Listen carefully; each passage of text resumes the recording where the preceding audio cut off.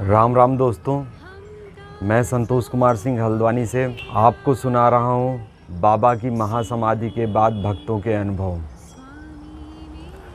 अनुभव की श्रृंखला में आज का अनुभव सुनने से पहले महाराज जी द्वारा कही हुई एक बात मैं आपको बताना चाहता हूँ। महाराज जी ने सशरीर रहते हुए यह कहा कि मैं जिसका हाथ एक बार पकड़ लेता हूँ उसे कभी नहीं छोड़ता। महाराज जी हमारा हाथ पकड़ें, इसके लिए हमारी भक्ति में आस्था व विश्वास के साथ समर्पण भाव का होना बहुत ही आवश्यक है। कुछ भक्तों के कमेंट पे मैं केवल इतना कहना चाहूँगा कि जब हमारी भक्ति में शंका का समावेश हो जाता है तो वह भक्ति निरर्थक हो जाती है। इसलिए आप अपने विश्वास को, आस्था को कभी न छोड़ें और पूर्ण समर्पण भाव से महाराज जी की भक्ति करें। दोस्तों, यदि अभी तक आपने चैनल को सब्सक्राइब नहीं किया है तो सब्सक्राइब कर लें, बेल आइकन को दबा दें, जिससे आने वाले वीडियो की जानकारी आप तक शीघ्रता से पहुंचे। धन्यवाद। आज जो अनुभव हम सुनेंगे वह अनुभव एडवोकेट श्री संदीप चौहान जी ने हमारे साथ साझा किया है, जो रेवाड़ी हरियाणा के रहने वाले हैं।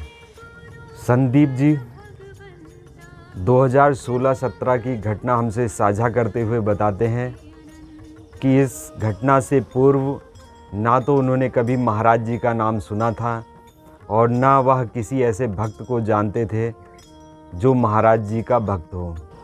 सन 2016 के आखिरी दिनों में संदीप जी के जीवन में आर्थिक व मानसिक संकटों का आगमन हुआ। जब संकट आए तो परिवार के लोगों ने भी उनसे दूरी बना ली।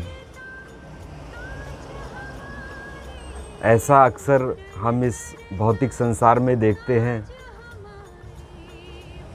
कि जब हम भौतिक सुख साधन से संपन्न होते हैं तो हमारे इर्द गिर्द सभी लोगों का जमावड़ा लगा रहता है, लेकिन जब कभी कष्टों का आगमन होता है तो उन कष्टों को झेलने के लिए हम अपने आप को अकेला महसूस करते हैं।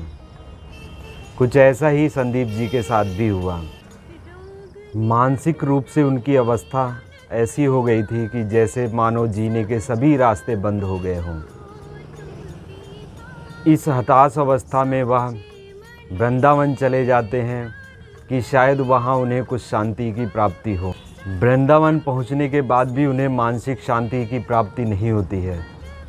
वह अंदर से इतना टूट चुके थे कि उनके मन में इस जीवन को समाप्त करने का विचार आने लगा। इस मानसिक अवस्था में वह कितनी दूर तक चले जाते हैं इसका उन्हें जरा भी आभास नहीं रहता, क्योंकि उनके दिमाग में जो विचार आ रहे होते हैं और जो उनकी शरीर की गतिविधि होती है उनमें कोई भी तालमेल नहीं रह जाता। लेकिन जब उनकी तंद्रा टूटती है तो वह अपने आप को बाबा नीप करोरी आश्रम वृंदावन के बाहर खड़े पाते हैं। उन्हें एकदम याद नहीं रहता कि वह यहाँ तक कैसे पहुँचे। आश्रम के गेट के सामने खड़े रहते हुए उन्होंने कई बार बाबा नीप करोरी महाराज का नाम पढ़ा। वह जितनी बार बाबा के नाम को पढ़ते उन्हें ऐसा लगता कि उनके अंतर पटल पर यह नाम पहले से अंकित है। बाबा के नाम को कई बार पढ़ते हुए उन्हें एक अलग सा खिंचाव महसूस होने लगा। जब वह आश्रम के अंदर जाने का प्रयास करते हैं तो उन्हें बताया जाता है कि अभी आश्रम के पट बंद हैं, शाम को खुलेंगे। तभी उन्हें अचानक यह ध्यान आता है कि शाम को उनको घर भी वापस जाना है।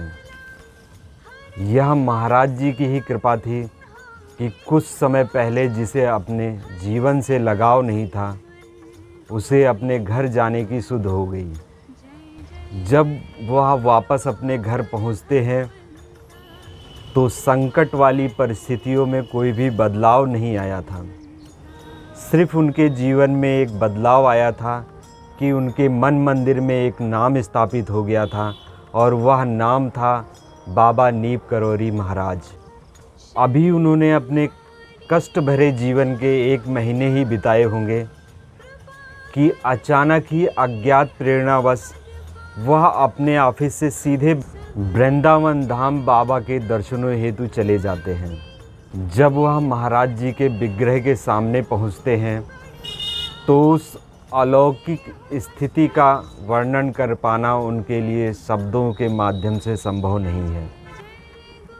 उनकी आंखों से अविरल आंसू निकल रहे थे। उनकी अंतरात्मा उन्हें ऐसा बोध करा रही थी जैसे वह अपने पालनहार की गोद में पहुंच गए हों। वह कहते हैं कि इस अलौकिक घटना के माध्यम से इस जीवन में पुनः श्री चरणों से जुड़ पाया। महाराज जी की कृपा व आशीर्वाद से उनके जीवन की सभी संकटों का समाधान हो पाया।